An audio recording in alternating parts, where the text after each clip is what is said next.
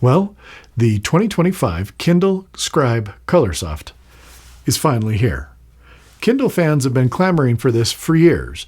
The large size, stylus support, some improved speed, a premium feel, and now finally, color. I've spent the last week trying to fall in love with this device, and in many ways I have. But today I want to share with you my first impressions of the 2025 Kindle Scribe Colorsoft, and why I don't know if I'm entirely convinced that it's the ideal device for me.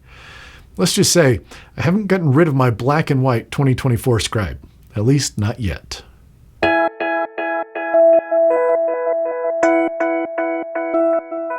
I'm no stranger to e-readers or e-ink devices in general.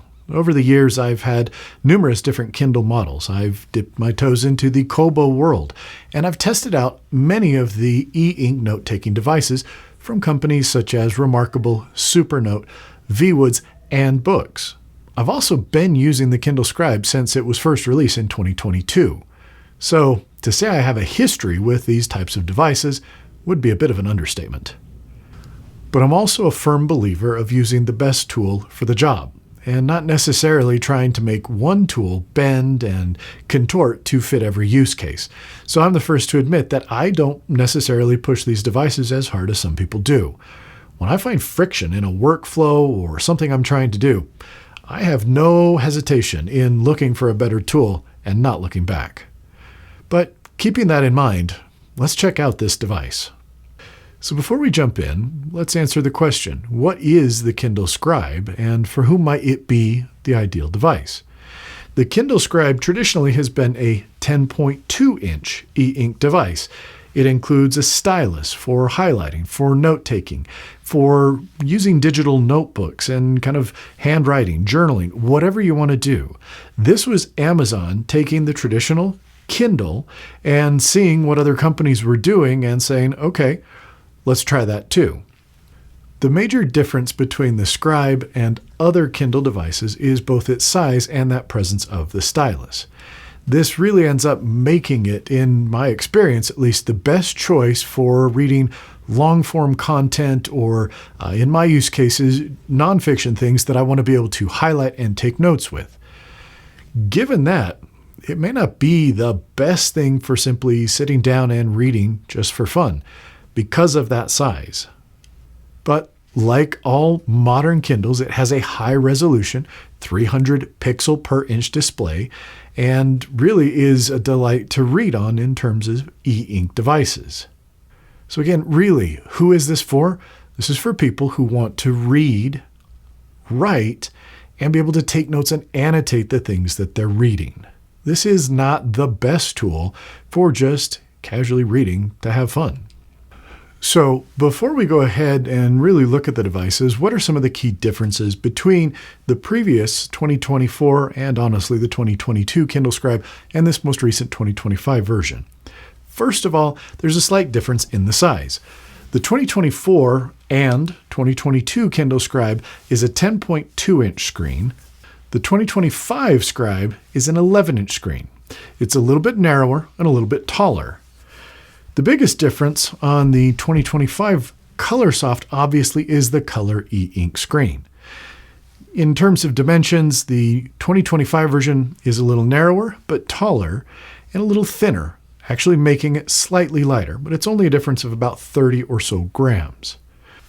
They both have pens that attach to the side magnetically that are EMR technology and so actually are interchangeable. They have erasers on the back end and a button for a second function on the side. The main difference between the two pens is a stronger magnet on the 2025 version. Also of note, the 2025 version has a newer processor that Amazon claims should be about 40% faster. I feel like I have noticed a slight difference in the performance, but that's something that's a little hard to tell. But it does actually feel a little bit faster. In terms of battery life, both have classic, excellent Kindle battery life, but the newer version, because of the color and because looking at it in how would you use it in sort of a mixed use case scenario, is a little bit less. Most of the things rate the 2024 version at about 12 weeks of battery life and the 2025 model at about 8 weeks. Finally, both talk about some AI integrations in terms of the notes and that sort of thing. This is not something that I've gotten into because it doesn't interest me at all. I haven't played around with it either on the previous version or on this more recent version, and so I'm not going to be able to weigh in on that. Honestly, I don't know if I'm ever going to be able to because I could not care less about that, at least right now. Maybe sometime down the road, I'll find a use case, but thus far, hasn't interested me one bit. Much of this video is going to be most effective if we actually just look at the device and compare maybe the two different devices since, as I mentioned at the beginning, I still have my 2024 version.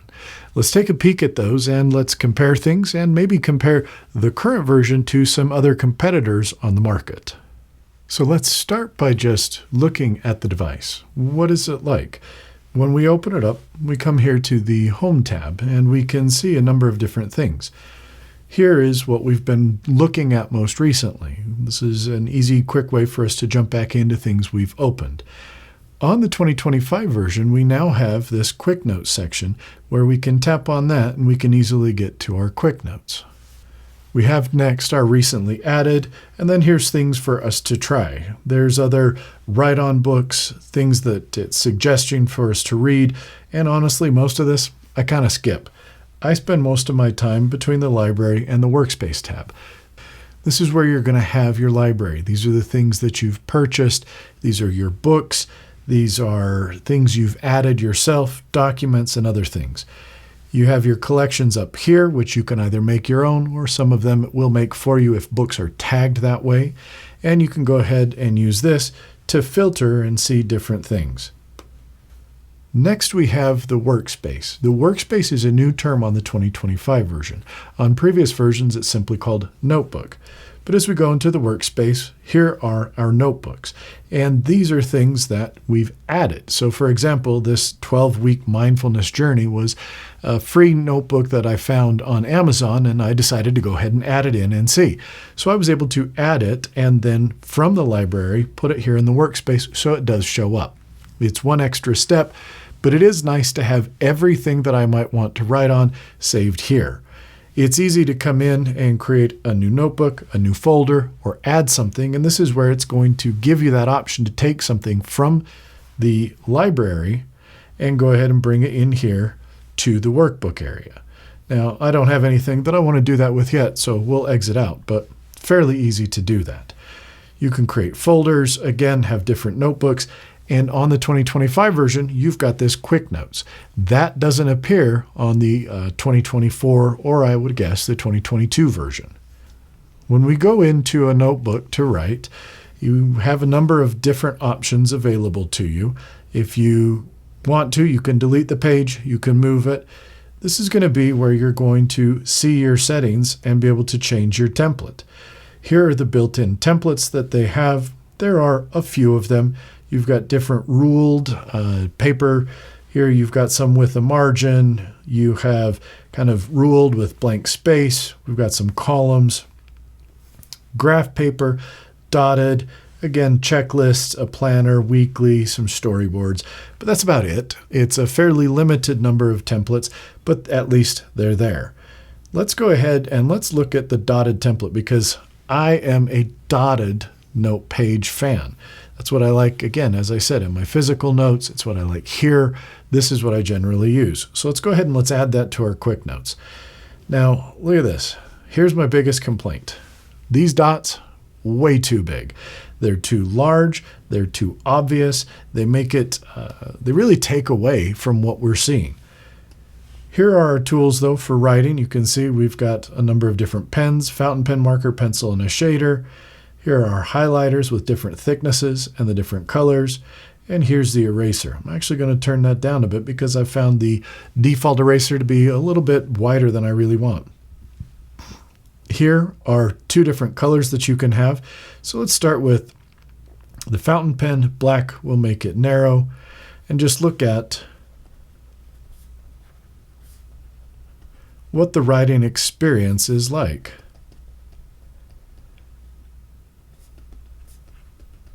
So you can see, as much as I like the dots, these are too heavy. We're going to go ahead and just change that because I can't stand that.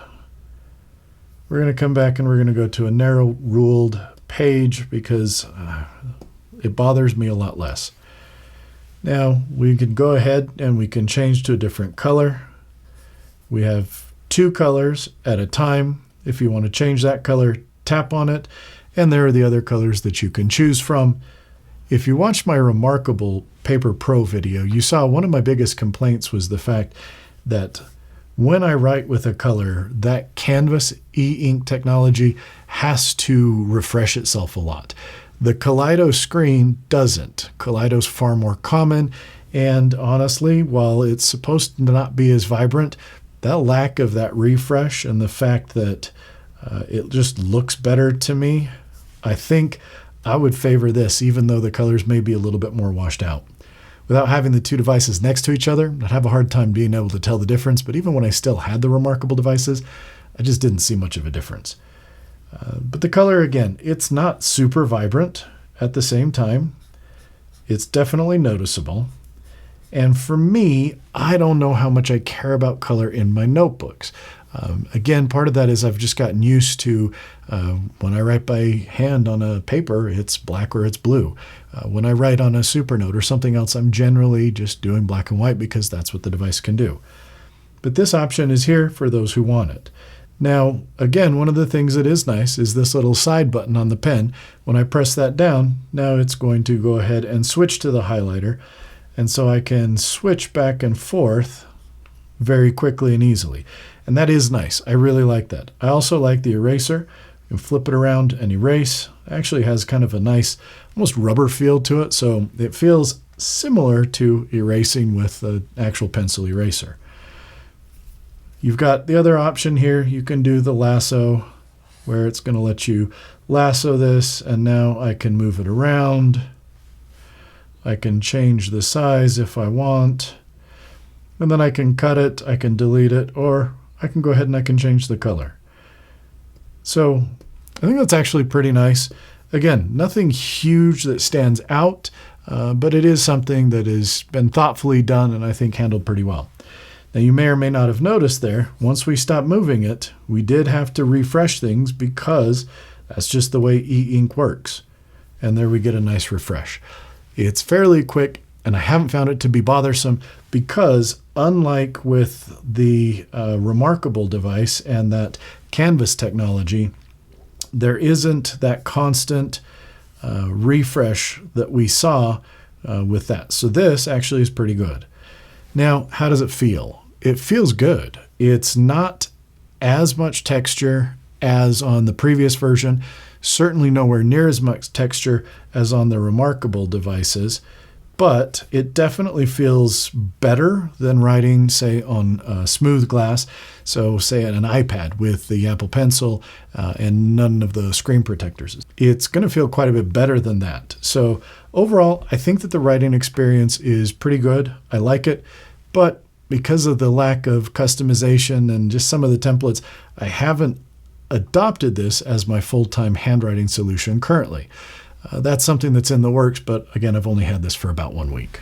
Now, what about color? That's the big thing. You can see here, when you look at that library, it actually looks pretty good. I like having those color screens.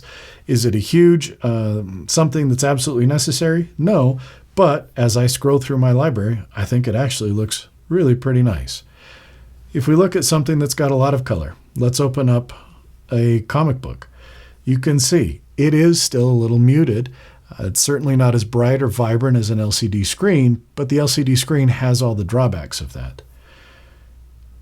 The pages turn fairly quickly on here, and you don't really see, they're doing a nice job. You'll kind of notice that black as it goes and moves. That's part of this refreshing, so you don't have a lot of image retention as you go page to page. And you can definitely up the brightness here and take it all the way, and it's going to look a little bit better. Again, that's going to decrease your battery life. If I was reading a comic indoors, I would probably turn that brightness up. If I was outside, you could probably turn that down. Either way, it isn't as good as an LCD screen in terms of vibrance, but it's actually pretty good and something that I could see myself being happy with. Now, one of the big things for the Scribe is the fact that you can get books that have place for you to do some writing in. So here's the Atomic Habits Workbook, recently released. And we can go ahead and we can take notes. We can write. We can add what we want in here.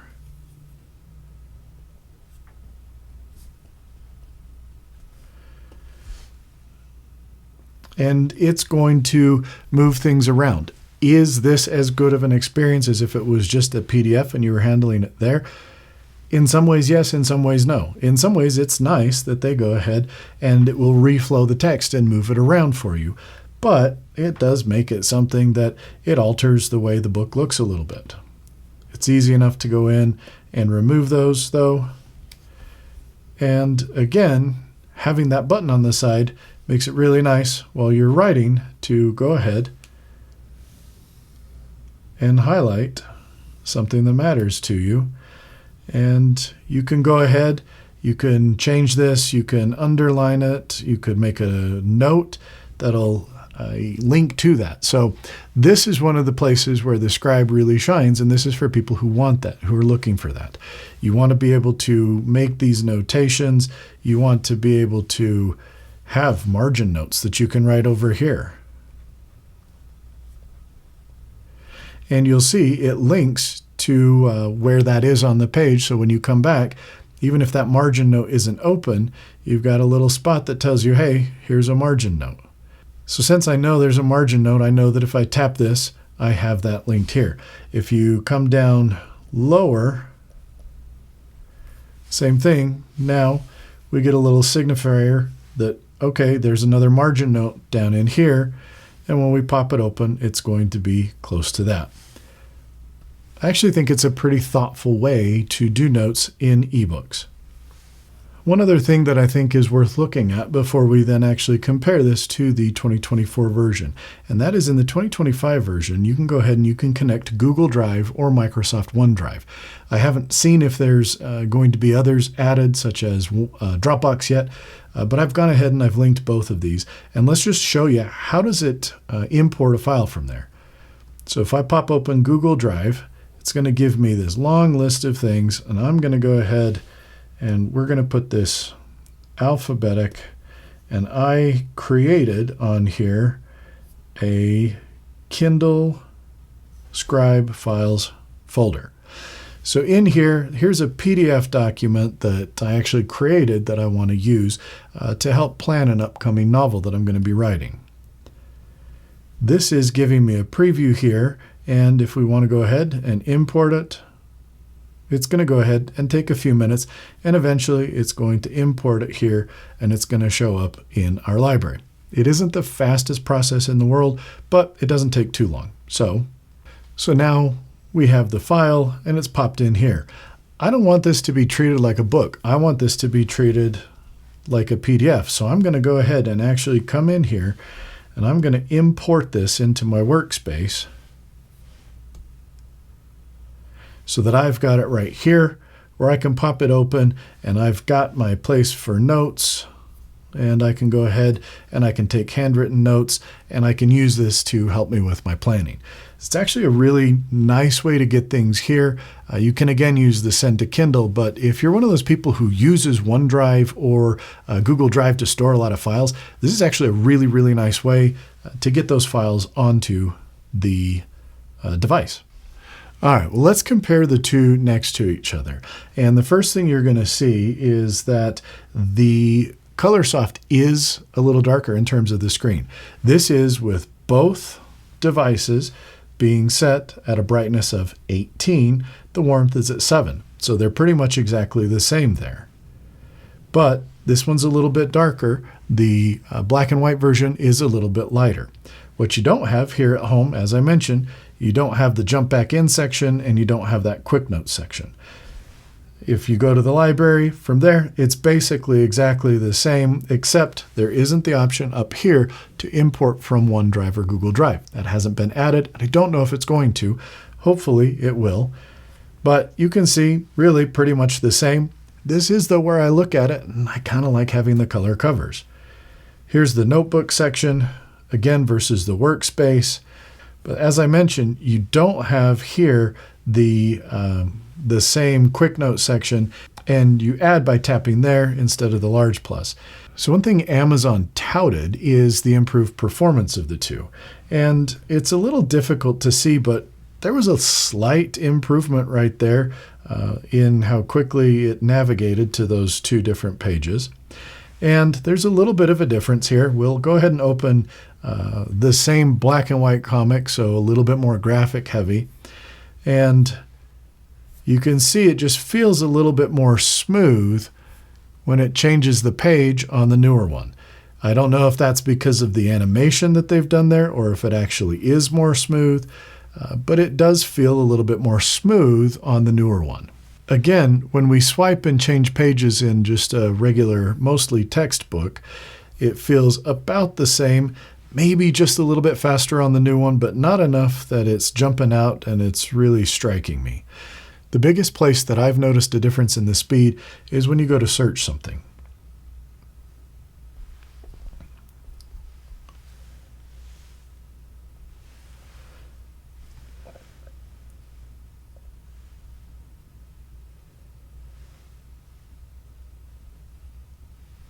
It feels just a little bit slower when you're typing, and when you do finally find the thing that you want to search for, it's a little bit slower pulling that up. So I do see an improvement with the newer processor on the new one. The pens are both fairly similar.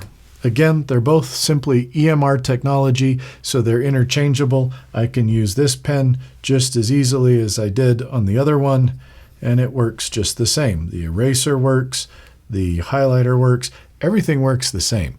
In fact, there's one main difference where I actually like this pen better, and that is that along the side here, the older pen has a little bit of a groove. This is where it's going to attach magnetically.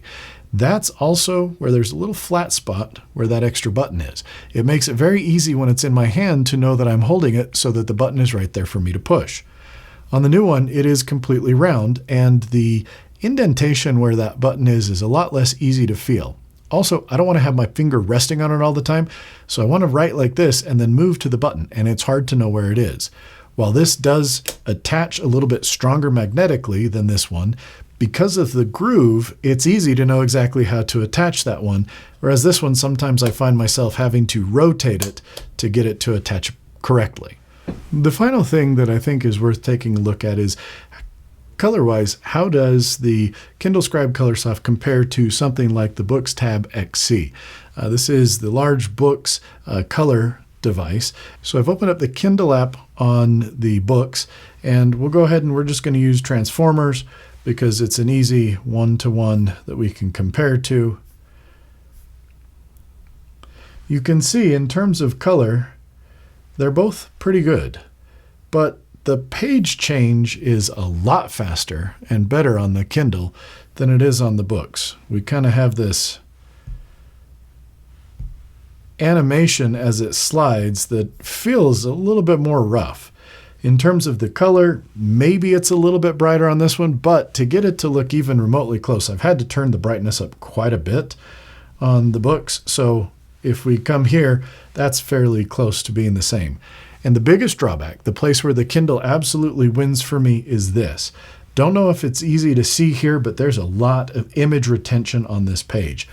The Kindle, when it scrolls pages, it does a full page refresh, knowing that it needs to refresh that so we don't get that image retention. On here, you can really get to, you can see a ton of image retention down around at different parts of the image. There'll be words, there's a lot of things here. You know, if we look, this is basically yellow. Here, there's a whole lot of little squares and panels from this previous page that isn't there. Same thing, there's image retention all over here that doesn't show up here.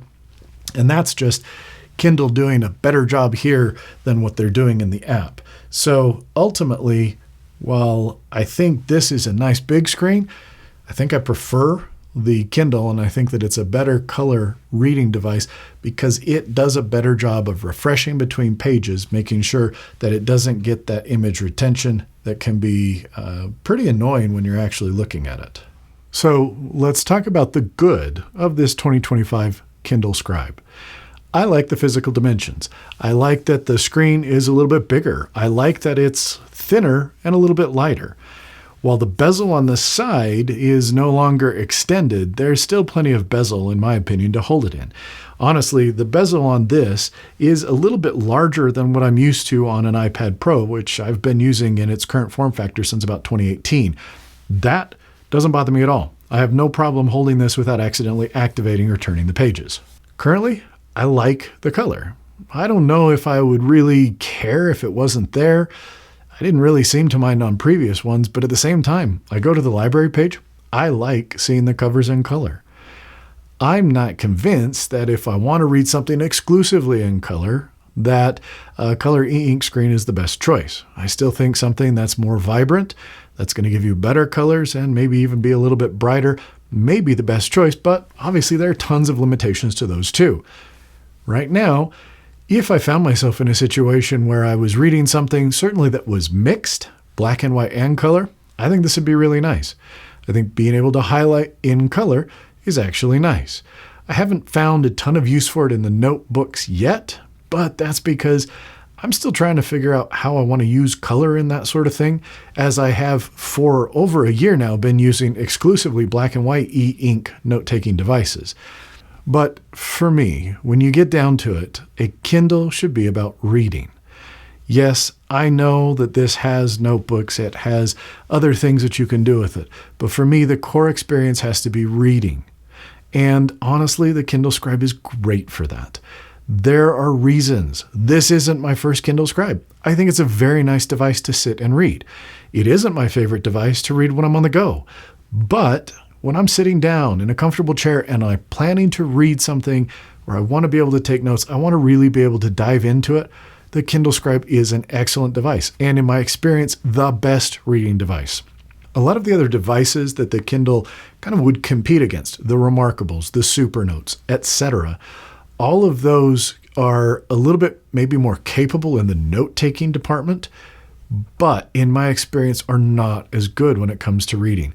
Even the BOOX devices that you can load the Kindle app on don't seem to be as smooth or as fluid as of a reading experience as the Kindle Scribe is. And so for that, this is still absolutely a device I'm glad I have in my life. It isn't all perfect. Let's talk about the cons. The first thing, let's put this out there, the cost. This device is crazy expensive. People need to know that going in. The screen is definitely darker on the new 2025 Colorsoft. That's just a side effect of color e-ink technology. It's not something that bothers me, but I know that it can be a turnoff for other people. Honestly, I knew it was there, but it hadn't jumped out at me until I put the two devices next to each other. Honestly, the new pen, it's a bit of a miss for me. I prefer the old one. Not having that flat side, that groove where it attaches so that instantly when it's in my hand, I can feel the orientation. I feel like that's a bit of a loss. Also, not having that same side that attaches to it. When I go to magnetize and attach this on the side of the Scribe, it just doesn't feel as good. I sometimes have to kind of roll it a little bit before it'll lock into place because it isn't immediately obvious what direction this should go. Could I use the old pen on the new one? Yeah, absolutely. They work and they work perfectly. And it's a thought that I've had and something that I've toyed around with. But to make sure I'm really giving this one a good try, I'm still using the new pen. Another negative about the Scribe, and this is really Amazon software, they fall into the same problem that Remarkable fell into, in that it is really, really difficult, or really impossible at this point, for me to add custom templates that can then be used as templates later on. Yep, I can add PDF files, I can put them in there, I can write on them, I can take notes. They do show up through the send to Kindle mechanism, which means they're going to be in the library. It's easy to also get them to show up in the Workspace, but then they're in both places. But still, that feels like a bit of a workaround and not something that really lends itself to creating a notebook and using custom stationery or templates in that as I add additional pages. Finally, Amazon's built-in templates, like I showed you guys, they're not good. The lines, they're too heavy.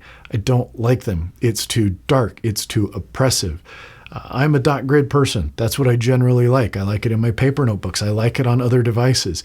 The dots should be there. I should be able to see them. They should be fairly faint, and they should be small. On the Scribe, these are big old freaking dots. There's too much bold to them. They take away from what I'm writing. The lines are a little too heavy. They'd be better if they were thinner, if they were a little less in your face. So Amazon's got some work to do. 1 week in, I have no regrets in picking up the Kindle Scribe Colorsoft. I think that it's going to take more weeks of using this regularly every day for me to know, am I sticking with this or do I want to go back to the old version? But right now, I think that I'm most likely going to be using the Colorsoft going forward. It does feel a little bit faster in terms of the software experience. Physically, I like the way it feels. It's a little lighter. It feels a little bit better in the hand. I'm looking forward to getting the other style of case that sort of opens more like a folio instead of flipping around the top. I ordered that at the same time I ordered this, but that one must be a little bit slower to get here because while this case and the Scribe came fairly quickly, that one isn't supposed to be here for at least another week and a half. The biggest issue with the Scribe is this. The hardware, since day one, has been pretty nice. The software has been lacking far behind. If Amazon wants to really compete in this space, where they're going up against the likes of Remarkable, Supernote, VWoods, BOOX, and others, they're going to need to actually make some more improvement and hopefully make it a little bit faster. When the initial Scribe was released, the software experience was pretty rough. But over time, Amazon has improved that. So I'm hopeful that they're going to continue to do that. At the same time, there's still a long way to go if they really want to be kind of neck and neck with those others. The reading experience is the best. The note-taking experience still has quite a bit to be desired. So, this isn't for everyone. There is a certain group of people, readers, and probably some note-takers who are really going to like this. I don't know how many people there are, but it's clearly enough that Amazon's been doing this for a number of years now. As for me and my workflow, I love this device. It is, while not my favorite Kindle I've ever had, probably my second favorite after that beautiful Kindle Oasis. May it rest in peace.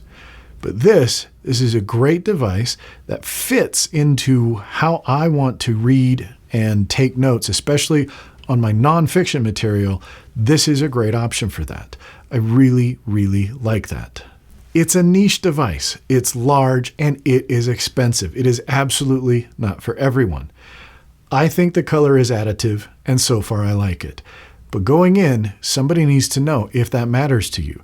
If it doesn't, you'll save a heck of a lot of money by choosing a different device. We need to give this more time though, and I need to see if this is going to stick and if it is going to become my default reading experience, just like the previous version of the Kindle Scribe did. So far though, I think Amazon's done a pretty good job. I'm not going to give them excellent marks, especially because this software has a long way still to come before I can really unequivocally say this is the best device. But for how I